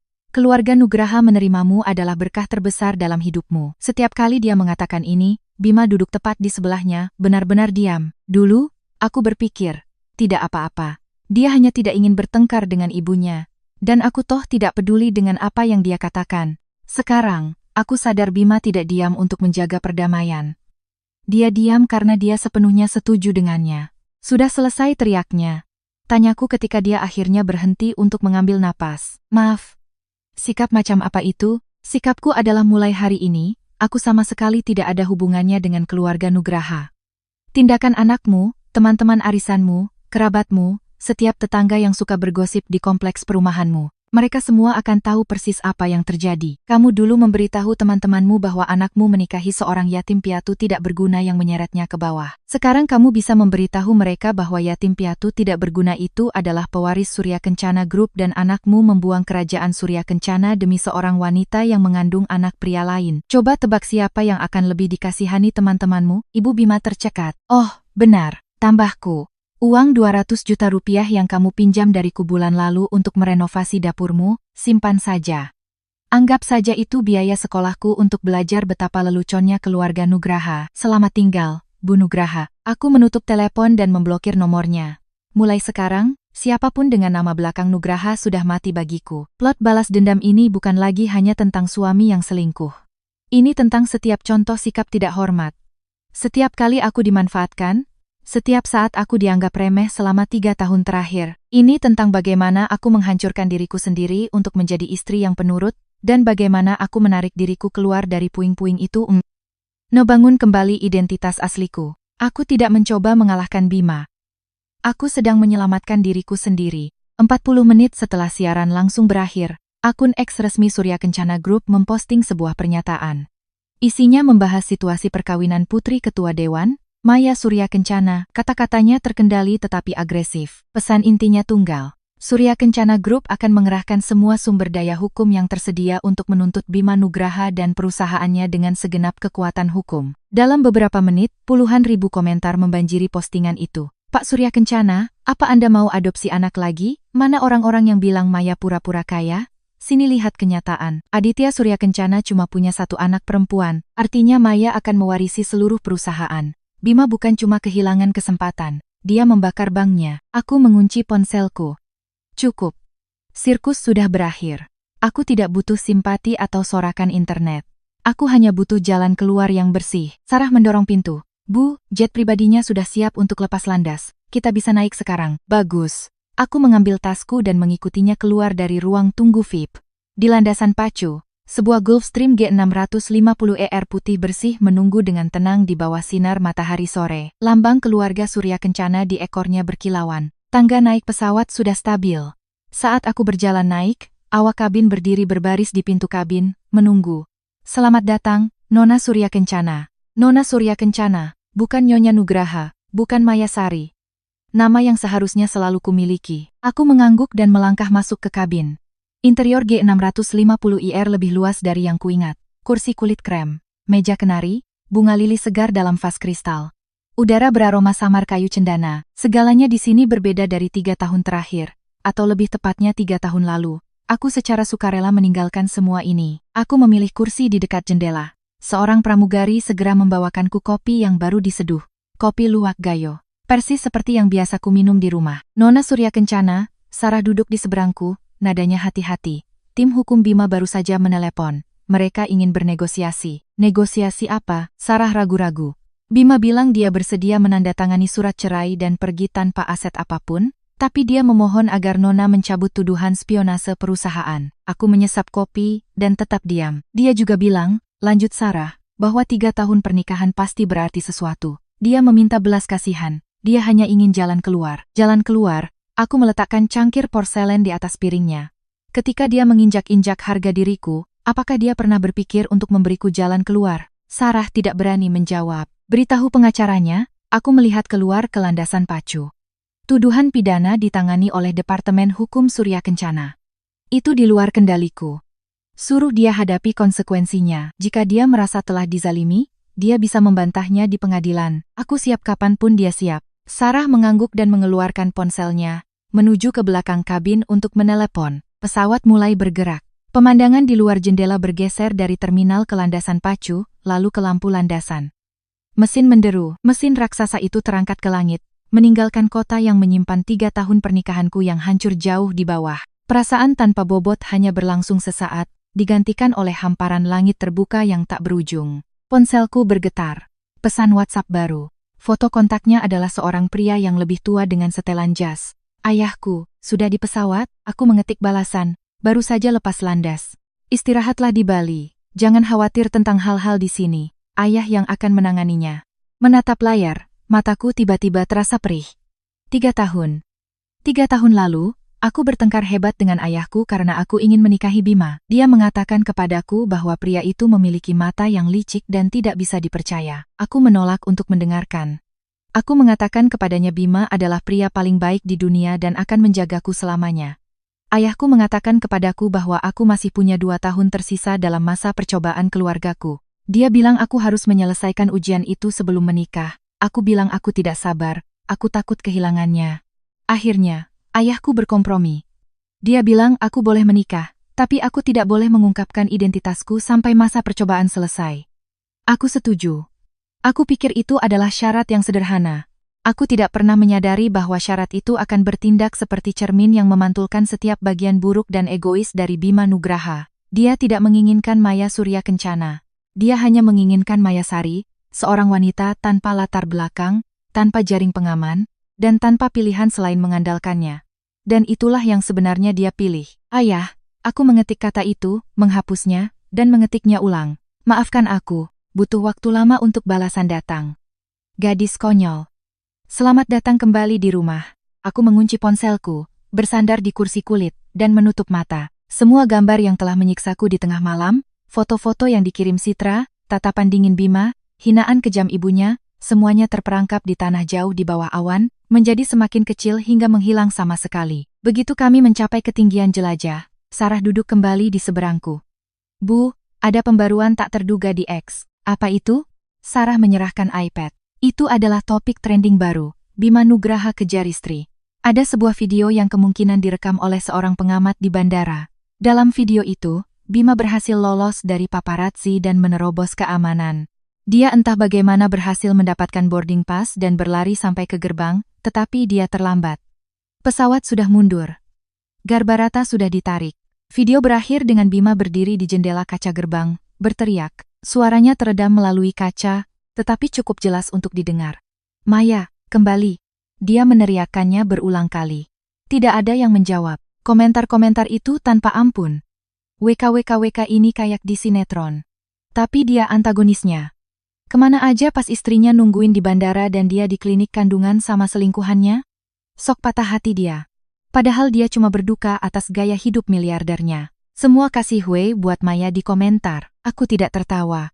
Aku hanya menonton video itu dengan tenang, lalu mengembalikan iPad ke Sarah. Bu, Sarah memperhatikan ekspresiku dengan hati-hati. Ada tanggapan. Tidak ada yang perlu dikatakan. Seorang pria hanya menyadari apa yang telah hilang setelah semuanya benar-benar hilang. Itu bukan cinta. Itu hanya kebodohan. Dia tidak lari ke gerbang itu karena dia mencintaiku. Dia lari karena dia sadar mainan yang dia buang sebenarnya terbuat dari emas murni. Sarah mengangguk, tahu lebih baik untuk tidak mendesak lebih jauh. Aku mengalihkan pandanganku kembali ke jendela. Awan tebal, seperti selimut kapas yang menyembunyikan dunia di bawah. Bagus. Mulai sekarang, semua yang ada di bawah sana tidak ada hubungannya denganku. Penerbangan ke Bali memakan waktu hampir 2 jam. Waktu yang cukup bagiku untuk memproses 3 tahun terakhir dari awal hingga akhir. Aku ingat hal-hal kecil, seperti pertama kali Bima tidak pulang semalaman, mengaku harus bekerja lembur.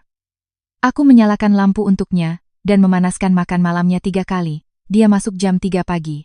Aku bertanya apakah dia sudah makan, dia bahkan tidak melihatku. Katanya sudah makan dan langsung ke kamar mandi. Keesokan harinya, saat mencuci kemejanya, aku menemukan sehelai rambut di kerahnya. Bukan rambutku, warnanya coklat muda dan bergelombang rambut Citra. Aku berdiri di ruang cuci untuk waktu yang lama menatapnya. Akhirnya, aku membuangnya ke saluran pembuangan dan berpura-pura tidak melihat apa-apa. Bukan karena aku takut pada kebenaran, tetapi karena aku belum siap. Aku ingat saat pertama kali Bima membawa Citra untuk makan malam. Dia mengaku dia adalah teman kuliah lama yang sedang ada urusan bisnis di kota. Aku memasak hidangan lengkap. Citra duduk di sebelah Bima, menggoda tepat di depanku, bernostalgia tentang kuliah. Aku duduk di sana seperti tamu tak diundang di rumahku sendiri. Setelah makan malam, Bima menawarkan untuk mengantarnya kembali ke hotelnya. Aku menghabiskan 2 jam mencuci piring. Dia tidak pulang malam itu juga. Aku ingat setiap detailnya. Mereka seperti foto-foto yang dikirim Citra kepadaku, berdefinisi tinggi, terukir permanen di otak. Tapi anehnya, di atas sini pada ketinggian 30.000 kaki, kenangan yang dulu membuatku terjaga itu tiba-tiba terasa sangat ringan. Bukan karena sudah tidak sakit lagi, tapi karena sudah tidak penting lagi. Aku menghabiskan 3 tahun mempelajari wajah asli seorang pria dan 1 hari mengembalikan setiap ons penderitaan yang dia sebabkan padaku. Itu adalah pertukaran yang adil. Sarah membawakanku makan malam. Steak tenderloin, foie gras, dan krem brulee untuk hidangan penutup. Saat aku memotong steak, aku tiba-tiba teringat sesuatu. Ngomong-ngomong, aku mendongak. Apa yang terjadi dengan Citra? Bibir Sarah berkedut, menahan senyum. Instagramnya hancur. Dia mendapat lebih dari 200.000 komentar kebencian. Dia saat ini terkunci di dalam apartemennya. Para paparazzi telah mengepung gedungnya. Dia memohon kepada manajemen gedung untuk mengusir mereka, tetapi mereka mengatakan trotoar adalah milik umum. TikTok sedang ramai dengan video-video joget lamanya. Semua orang memanggilnya pelakor ulung. Sarah berhenti sejenak, lalu menambahkan, "Oh, dan satu lagi. Victoria Tirtayasa baru saja memposting di Facebook." Aku mengangkat alisku. Victoria Tirtayasa, istri Markus Tirtayasa, adalah legenda di kalangan sosialita Jakarta. Dia kejam. Dia membangun perusahaan bersama Markus dari nol dan memiliki separuh saham. Dia belak-belakan, pemarah, dan terkenal karena menangani selingkuhan suaminya secara pribadi. Apa yang dia katakan? Sarah menyerahkan ponselnya. Postingan Victoria hanya 3 baris. Citra Lestari, aku tahu siapa kamu. Terima kasih, Nona Surya Kencana, atas informasinya. Aku berutang minum padamu. Oh ya, aku baru saja menghajar Markus dari kantornya sampai ke UGD. Mau jadi yang berikutnya, Citra? Aku hampir tersedak kopiku. Victoria Tirtayasa tidak pernah mengecewakan. Citra akan mengalami masa sulit. Aku mengembalikan ponsel itu dan menyeka mulutku. Bima tidak bisa melindunginya. Markus sedang berjuang untuk hidupnya. Seorang wanita hamil yang memainkan permainan seperti itu tidak akan memiliki waktu yang mudah. Bu, apa menurut ibu dia akan mencoba memohon belas kasihan pada ibu? Dia akan melakukannya. Tapi aku akan memastikan dia tahu bahwa memohon itu tidak ada gunanya. Mata Sarah berbinar. Dia tahu aku tidak bercanda. Citra menghabiskan 3 tahun perlahan-lahan menyusup ke dalam pernikahanku, berpikir dia sedang merangkak ke puncak. Dia pikir dia sedang mencuri sebuah hadiah. Dia tidak tahu dia hanya mencabut duri dari sisiku. Mencabut duri itu sakit, tetapi begitu hilang, kamu sembuh. Tapi bagi Citra, duri itu adalah satu-satunya hal yang menopang hidupnya. Ketika pesawat mendarat di Bandara Internasional Ngurah Rai, gerimis ringan turun di atas Bali. Saat aku berjalan keluar dari bea cukai, aku melihat barisan pria berjas hitam menunggu di pintu keluar. Di depan ada seorang pria yang lebih tua dengan rambut perak berdiri tegak sempurna. Ketika dia melihatku, matanya berkaca-kaca.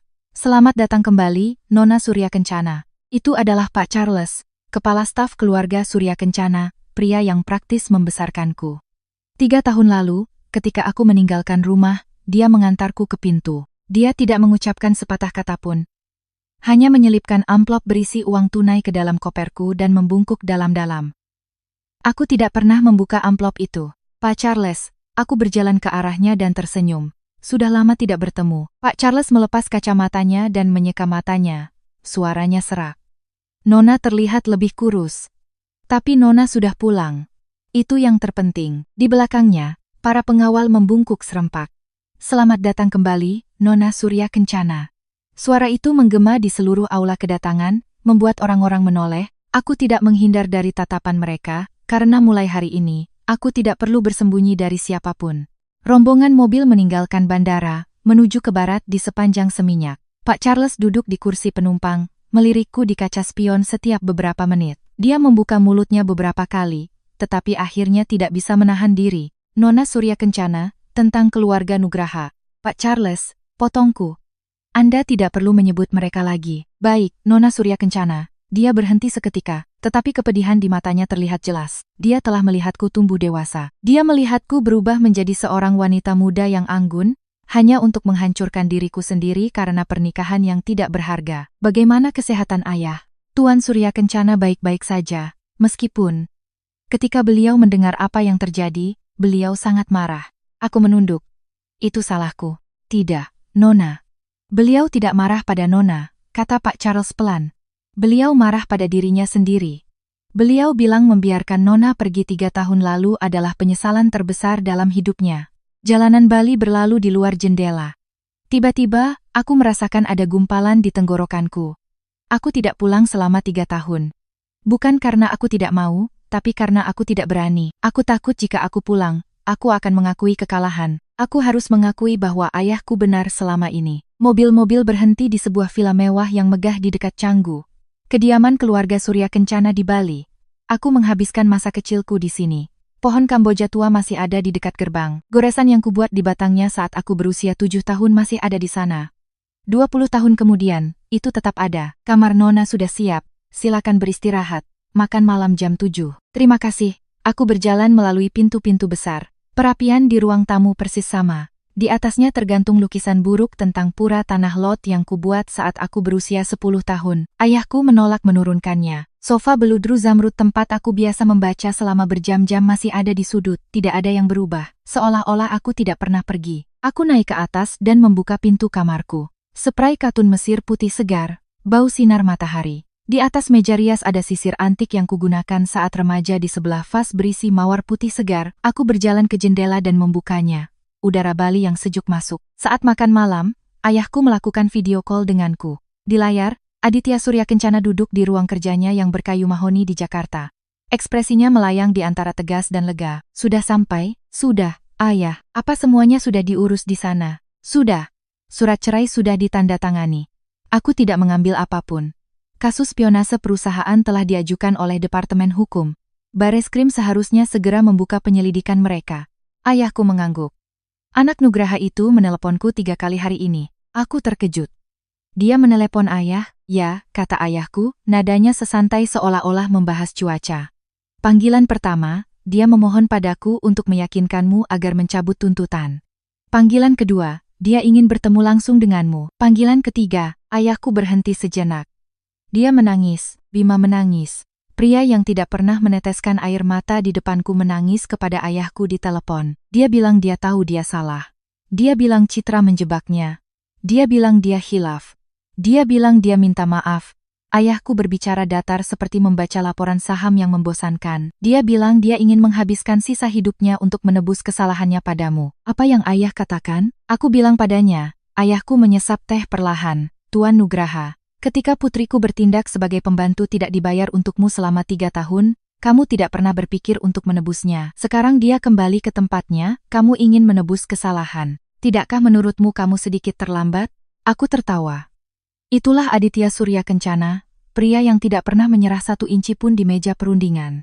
Dan kemudian dia mulai terisak-isak, ayahku meletakkan cangkir tehnya, menangis histeris. Aku pikir dia akan ingusan di telepon. Oke, ayah. Jangan bicarakan dia lagi, ayahku melambaikan tangannya. Tinggallah di Bali selama beberapa hari. Istirahat, jangan khawatir tentang perusahaan. Kembalilah saat kamu siap. Ayah, aku ingin kembali lebih cepat. Matanya berbinar, tetapi dia dengan cepat mengembalikan ekspresi kakunya. Tidak usah buru-buru. Kamu baru saja sampai. Aku melihat layar, Surya Kencana Group, sudah waktunya aku mengambil alih. Ayahku diam selama beberapa detik. Lalu dia tersenyum. Itu adalah senyum yang tidak pernah kulihat selama 3 tahun. Baiklah, ayah akan menunggu. Panggilan berakhir. Aku duduk di sofa, menyaksikan langit menjadi gelap di atas Bali. Batu besar yang telah menghancurkan dadaku selama 3 tahun akhirnya mulai hancur. Keesokan paginya, teleponku berdering lagi, dan itu bukan Bima. Itu nomor tak dikenal. Aku menjawab. Itu suara seorang wanita. Bernada tinggi tetapi diliputi kepanikan mutlak. Halo, apa ini dengan Maya? Siapa ini? Ini Ashley. Ashley, gadis dari grup chat Citra. Apa yang bisa kubantu, Maya? Aku ingin menjelaskan. Suara Ashley bergetar, semakin pelan. Hal-hal yang kukatakan di grup chat, aku hanya bercanda. Aku tidak ada hubungannya dengan Citra mengirimimu foto. Aku tidak pernah melakukan apapun untuk menyakitimu. Aku bersandar di kursiku dan mendengarkan dengan tenang. Tolong, bisakah kamu menghapus tangkapan layar obrolan itu dari internet? Ashley memohon. Tunanganku melihatnya. Dia membatalkan pernikahan. Ashley, aku memotongnya. Suaraku sangat sopan. Aku tidak memposting obrolan itu. Citra yang melakukannya. Jika kamu ingin itu dihapus, kamu harus bertanya padanya. Dia memblokir nomorku. Kalau begitu aku tidak bisa berbuat apa-apa. Nadaku tetap lembut. Itu grup chat kalian. Kalian yang mengetik kata-kata itu. Aku hanya penonton. Bagaimana aku bisa menghapusnya untukmu? Maya, tolong. Oh, karena penasaran. Kenapa dia membatalkan pernikahan? Apakah karena kamu mendukung Citra mencoba merebut suami wanita lain? Atau karena kamu membantunya memikirkan cara untuk menghancurkan hidupku? Hening di seberang sana. Ashley, biar ku berikan sedikit nasihat. Aku menatap matahari pagi, merasa sangat ringan. Kamu adalah cerminan dari teman-temanmu. Kamu memilih temanmu. Sekarang kamu harus menghadapi konsekuensinya. Aku menutup telepon dan memblokir nomor itu. Sesaat kemudian, Sarah masuk, tampak seperti dia punya tiket barisan depan untuk pertunjukan komedi. Bu, berita dari dalam negeri. 3 klien terbesar Bima mengakhiri kontrak mereka pagi ini. Sarah berhenti sejenak. Salah satunya adalah perusahaan Markus Tirtayasa. Victoria Tirtayasa secara pribadi menelepon kantor Bima dan memberitahu Dewan Direksi bahwa jika mereka tidak segera memberhentikan Bima, dia akan menceraikan Markus dan mengambil separuh perusahaan. Aku tidak terkejut. Victoria Tirtayasa tidak membuat ancaman kosong. Jika dia ingin melenyapkan bisnis Bima, dia akan melakukannya. Apalagi, investor Bima menarik dana mereka. Karyawannya sudah berbondong-bondong melamar pekerjaan baru. Ada lagi? Sarah ragu sejenak. Citra mengalami kram hebat pagi ini. Tetangganya mendengar dia berteriak dan menelepon ambulans. Ambulans membawanya pergi. Aku diam selama 2 detik. Bayinya aman untuk saat ini, tetapi dokter menyuruhnya istirahat total. Jika dia stres lagi, dia akan keguguran. Di mana Bima? Kabarnya di rumah sakit bersamanya, tetapi seseorang merekamnya bertengkar hebat dengan Ashley di lorong. Sarah tersenyum. Rupanya, Ashley pergi ke rumah sakit untuk menghadapi Citra, karena merusak pertunangannya dan bertemu dengan Bima. Ashley meneriaki Bima karena menghancurkan hidupnya. Bima meneriaki Ashley karena membantu Citra menipunya. Keadaannya menjadi sangat buruk sehingga perawat hampir memanggil keamanan. Aku menutup mata. Kehancuran lingkaran kecil mereka terjadi lebih cepat dari yang aku perkirakan. Bima mengira dia adalah dalangnya, menarik tali istri yang setia dan selingkuhan yang cantik. Dia dipermainkan oleh selingkuhannya. Citra mengira dia bisa menaiki tangga sosial dengan tidur. Dia melompat dari tebing dan aku hanya duduk di sebuah villa di Bali minum kopi menyaksikan mereka jatuh. Ponselku bergetar lagi. Pesan dari Citra. 4 kata. Kamu bahagia sekarang? Aku menatap teks itu dan tertawa terbahak-bahak. Selama 3 tahun wanita ini mengirimiku foto tanpa henti, diam-diam berteriak, lihat, suamimu milikku. Sekarang dia terbaring di ranjang rumah sakit bertanya apakah aku bahagia. Aku mengetik, belum. Aku menekan kirim, lalu memblokir nomornya. Pada hari ketigaku di Bali, cuaca cerah. Lautan berkilauan di bawah matahari. Daun-daun pohon Kamboja baru saja mulai menguning. Awal musim kemarau yang sempurna. Aku bangun jam 7, minum kopi di taman, dan mulai menjawab email untuk Surya Kencana Group. Aku punya banyak hal yang harus dikejar setelah 3 tahun, tetapi fundamentalnya ada di sana. Beberapa laporan keuangan sudah cukup untuk membuatku kembali mengerti. Pak Charles berdiri di dekatnya, mengawasiku menyetujui dokumen ketiga. Dia tidak bisa menyembunyikan kebanggaannya. Nona bahkan lebih tajam dari 3 tahun yang lalu. Dunia nyata menajamkanmu, aku tidak mendongak. Pernikahan itu adalah bencana. Tapi aku benar-benar belajar cara mengaudit akun. Mulut Pak Charles berkedut. Dia tidak yakin bagaimana menanggapi itu. Saat itu juga, Sarah berlari ke taman sambil membawa iPad. Bu, internet heboh lagi. Ada apa sekarang? Sarah meletakkan iPad di atas meja. Itu adalah siaran langsung. Kamera diarahkan ke tempat tidur rumah sakit di RSPI. Citra terbaring di sana tampak pucat, rambutnya berantakan, tanpa riasan. Dia memegang ponselnya berbicara ke kamera. Saya bersumpah saya tidak tahu, Maya adalah pewaris Surya Kencana. Dia menangis, suaranya lemah dan serak. 3 tahun lalu ketika Bima mengejar saya, dia bilang dia lajang. Dia bilang pernikahannya dengan Maya sudah berakhir dan dia hanya menolak menandatangani surat-suratnya. Ya, saya mengirim foto-foto itu. Tapi saya hanya ingin dia tahu kebenaran agar dia tidak terus dibohongi. Saya tidak mencoba menyakitinya. Saya mencoba membantunya. Dia terisak. Saya juga korban. Saya akui saya salah percaya pada Bima, tapi dia memanipulasi saya. Penonton, 600.000 dan terus bertambah. Komentar bergerak dengan kecepatan kilat. Air mata buaya keluar. Korban, lo sekarang harafiah pamer dapet jackpot di grup chat. Tunggu, jadi Bima Dalang sebenarnya di sini? Dua-duanya sampah. Aku menonton layar. Ekspresiku kosong. Sarah berbisik. Bu, apa ibu mau tim PR turun tangan? Tidak, aku menyesap kopiku. Biarkan dia bicara. Biarkan dia tampil hari ini. Besok, aku akan mengiriminya hadiah. Malam itu, siaran Citra mencapai puncak daftar trending. Citra Lestari buka suara. Apakah Maya Surya Kencana keterlaluan? Opini publik mulai bergeser. Komentar yang bersimpati dengan Citra mulai bermunculan. Beberapa orang bahkan mengambil klip dari siaran bandaraku yang mengklaim aku terlalu dingin, terlalu perhitungan, bahwa aku seorang psikopat karena menahan suami yang selingkuh selama 3 tahun hanya untuk menghancurkannya. Beberapa bertanya, apakah menjadi miliarder berarti aku bisa menghancurkan hidup orang untuk bersenang-senang? Aku melihat komentar-komentar itu sambil berendam. Segelas anggur merah diletakkan di tepi bak mandi. Clair de Lune dari Debussy diputar melalui speaker. Sarah menelepon panik.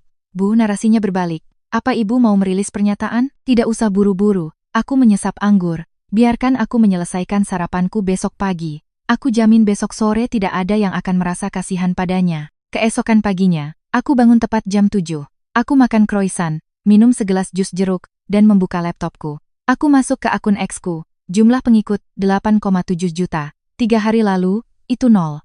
Itulah kekuatan masa internet. Mereka akan mengangkatmu ke surga dan menyeretmu ke neraka dalam napas yang sama. Tetapi ketika kamu memegang semua kartu, kamu mengendalikan narasi. Aku memposting 3 tweet. Tweet pertama. Sebuah dokumen PDF berjudul Audit Keuangan Citra Lestari. Itu bukan foto. Itu bukan log obrolan. Itu adalah catatan bank. Mulai 2,5 tahun yang lalu, rekening Bank Citra menerima transfer kawat pada tanggal pertama setiap bulan. Pengirimnya bukan Bima Nugraha. Itu adalah Markus Tirtayasa. Baris memo pada setiap transfer berbunyi, gaji. Dia tidak bertemu Bima secara kebetulan. Sejak hari dia memulai magangnya di perusahaan Bima, dia sudah ada dalam daftar gaji Markus Tirtayasa. Bima membayar untuk mata-mata perusahaan pria lain. Tweet kedua, sebuah file video. Rekaman keamanan dari lift hotel. Tanda waktu. Tanggal 15 bulan lalu. Citra bersandar pada Markus Tirtayasa, mencium lehernya, tersenyum lebih cerah daripada yang pernah dia lakukan dengan Bima. Tweet ketiga. Hanya satu kalimat. Nona Lestari, Anda mengaku sebagai korban. Apakah Anda mengambil foto-foto mesra itu untuk membuat saya cemburu? Atau Anda hanya mengumpulkan bahan pemerasan untuk bos Anda? 3 menit kemudian, internet meledak. Plot twist gila. Tunggu, jadi Citra bukan cuma pelakor. Dia mata-mata perusahaan, Bima dan Markus kan saingan. Dia sengaja ditempatkan di sana. Gue kemarin bela dia. Mau hapus akun aja rasanya. Mana orang-orang yang bilang Maya keterlaluan? Sini minta maaf sekarang. Aku menutup laptopku dan meregangkan tubuh. Sarah berlari masuk sambil berseri-seri. Bu, narasinya benar-benar berbalik. Citra menghapus VOD siaran langsung rumah sakitnya, tetapi orang-orang sudah merekam layarnya. Ponselnya dibanjiri wartawan. Dan ini lagi, Victoria Tirtayasa baru saja men-tweet. Dia menyuruh Citra untuk tidak meninggalkan rumah sakit karena dia menunggunya di tempat parkir. Aku tertawa. Victoria Tirtayasa adalah wanita yang memegang kata-katanya. Jika dia bilang dia akan menghajarmu, dia akan menghajarmu. Sementara itu, ribuan mil jauhnya di Jakarta, Bima Nugraha berdiri di kantornya yang kosong menatap ponselnya. Citra adalah aset Markus Tirtayasa sejak awal. Setiap kata manis, setiap pelukan, setiap kali dia memulai keintiman, semuanya diatur oleh Markus. Dia pikir dia adalah pemburu. Dia adalah mangsanya. Dia pikir dia membocorkan data perusahaan kepada pesaing karena dia lebih pintar dari pasar. Kenyataannya, Citra membawanya langsung ke Markus. Demi Citra, dia membuang satu-satunya wanita di dunia yang seharusnya tidak pernah dia lawan. Demi seorang mata-mata perusahaan, dia menukar sebuah kerajaan. Bima ambruk ke kursi mejanya, membenamkan wajahnya di tangannya. Bahunya bergetar. Dia tidak marah. Dia benar-benar hancur lebur oleh besarnya kebodohannya sendiri. Ponselnya berdering. Ibunya. Bima, apa kamu lihat beritanya? Wanita Lestari itu penipu. Ya Tuhan, apa salah keluarga kita sampai mengalami mimpi buruk ini? Bima tidak menjawab. Ibunya terus berteriak tentang Citra, berteriak tentang Markus, berteriak pada Bima karena buta dan kehilangan Maya. Bu, dia akhirnya berbicara, suaranya terdengar seperti kertas robek. Berhenti berteriak. Apa? Dia tidak akan pernah kembali. Saluran telepon hening. Kemudian suara ibunya keluar dari sela-sela giginya, tinggi dan panik. Bagaimana dengan keluarga Surya Kencana? Gugatannya. Bareskrim sudah menarik file-fileku. Bima menutup matanya. Aku akan masuk penjara. Terdengar suara benturan keras dari penerima. Ibunya kemungkinan besar pingsan. Bima tidak bergerak. Dia memegang telepon, mendengarkan kekacauan di ujung sana, menatap kosong ke langit-langit. Dia ingat suatu pagi 3 tahun lalu. Maya dalam gaun pengantin putihnya berdiri di altar. Sinar matahari menerpa punggungnya membuatnya bersinar. Dia menatapnya dengan bintang di matanya dan berkata, Bima, saya bersedia. Dia ingat berpikir betapa mudahnya mengendalikan seorang gadis tanpa keluarga. Dia tidak pernah menyadari bahwa dia bukan seorang gadis tanpa keluarga. Dia adalah sebuah kerajaan. Dan dia secara pribadi telah mendorong kerajaan itu pergi. Seminggu kemudian, musim kemarau benar-benar tiba di Bali. Daun-daun di sepanjang jalan Petitengget berwarna keemasan. Aku berdiri di kantor sudut markas besar Surya Kencana Group Divisi Asia Tenggara, memandang keluar ke arah laut. Telepon di mejaku berdering. Itu Sarah. Bu, Bareskrim secara resmi menetapkan Bima sebagai tersangka pagi ini untuk spionase perusahaan dan penipuan. Aku melihat ombak. Aku tidak mengucapkan sepatah kata pun. Juga, Victoria Tirtayasa benar-benar menyergap Citra di luar rumah sakit kemarin. Saksi mata mengatakan Victoria menunggu selama 3 jam. Ketika Citra keluar, Victoria berjalan menghampirinya dan menamparnya 3 kali di wajah. Seseorang merekamnya. Videonya viral. Apa Victoria yang mempostingnya? Tidak. Dia memasangnya di Instagram story pribadinya. Keterangannya adalah, mengajarimu sopan santun yang dilupakan orang tuamu. Seseorang membocorkannya. Aku tertawa pelan. Victoria Tirtayasa tidak pernah mengecewakanku. Dia memastikan seluruh dunia melihat konsekuensinya. Apa Citra menelepon polisi? Dia melakukannya. Tetapi ketika polisi datang, Victoria menunjuk ke arah Citra dan berkata, wanita ini menyusup ke sebuah perusahaan, mencuri data, tidur dengan suami saya, dan mengandung anak entah siapa. Tangkap saya karena penyerangan jika Anda mau. Tapi tamparan itu tetap ada. Apa yang dilakukan polisi? Tidak ada. Kerumunan secara harfiah bertepuk tangan untuk Victoria. Mereka hanya membuat laporan dan pergi. Aku berhenti sejenak, lalu tersenyum. Victoria Tirtayasa menghabiskan 6 bulan melacak perselingkuhan suaminya, mengumpulkan bukti, dan akhirnya membalas dendamnya di depan umum. Kami dibuat dari kain yang sama. Kami tidak menelan keluhan kami. Sarah terus membaca pembaruan. Perusahaan Bima mengajukan pilot. Rekan pendirinya merilis pernyataan yang menjauhkan diri, tetapi tidak ada gunanya. Para klien sudah pergi. Ibu Bima muncul di gedung Surya Kencana di Jakarta menuntut untuk bertemu dengan ketua dewan. Keamanan mengusirnya. Citra saat ini berpindah-pindah antara Airbnb, bersembunyi dari pers. Dia mencoba melarikan diri ke kampung halamannya di Jawa Tengah. Sinar matahari sore membentangkan bayangan panjang di atas kota. Aku berbalik dan melihat foto berbingkai di mejaku. Itu dari 3 tahun lalu.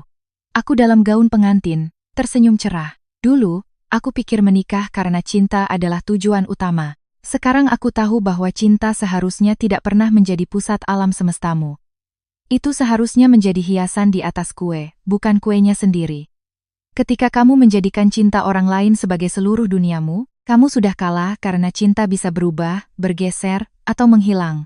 Tapi siapa dirimu, apa yang kamu miliki, apa yang bisa kamu bangun itu tidak akan pernah lenyap. Bu, suara Sarah menarikku kembali. Apa jadwal ibu selanjutnya?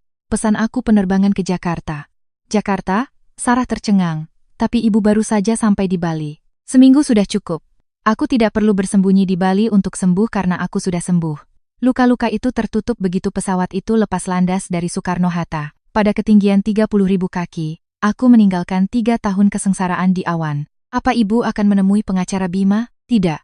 Aku tidak akan ikut campur dalam kasus federal dan aku tidak akan berdamai. Dia akan menghadapi persis seperti yang ditentukan hukum. Dan Citra? Aku tersenyum. Aku tidak perlu melakukan apa-apa. Setiap jalan yang dia pilih mengarah langsung ke tebing. Victoria hanya memberinya dorongan. Dia akan berjalan sisanya sendiri. Aku menutup telepon dan melihat ke Cakrawala Bali. Ketika aku berusia 7 tahun, aku mendaki Gunung Batur dengan ayahku. Ketika aku berusia 10 tahun, aku tersesat di Ubud Monkey Forest. Ketika aku berusia 15 tahun, aku membeli novel pertamaku dari seorang penjual di sepanjang pantai Sanur. Dulu, aku adalah Maya Surya Kencana. Selama 3 tahun, aku menyerahkan nama itu untuk seorang pria bernama Bima Nugraha. Aku menjadi Maya Sari. Aku menghabiskan malam yang tak terhitung jumlahnya menunggu di penthouse yang sunyi, mendengarkan detak jam, menunggu suara kuncinya di pintu. Tapi sekarang aku sudah bangun. Saat senja, Pak Charles mengetuk pintu.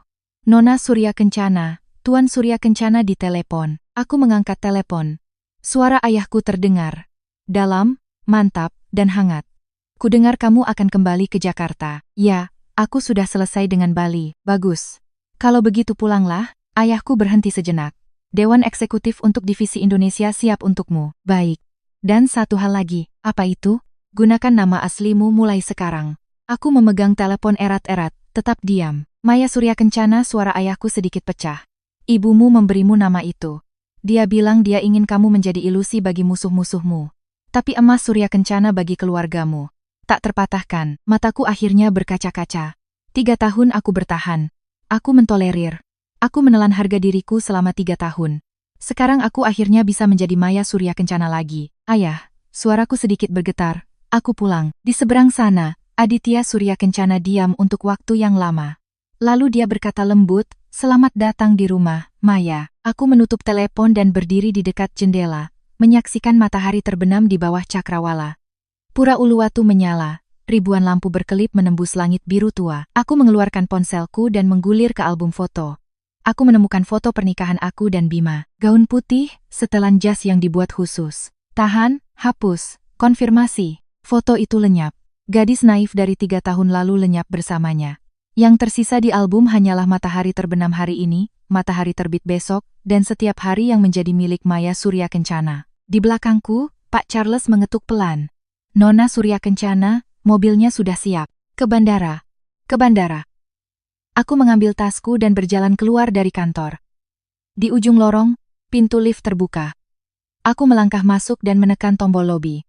Saat lift turun, aku melihat bayanganku di pintu cermin. Untuk pertama kalinya dalam 3 tahun, tidak ada frustrasi, tidak ada kompromi, tidak ada rasa sakit tersembunyi di wajahku. Hanya ada kepastian yang mutlak dan tak tergoyahkan. Sebuah jet pribadi sedang menungguku, dan kali ini aku tidak sedang melarikan diri, aku sedang pulang.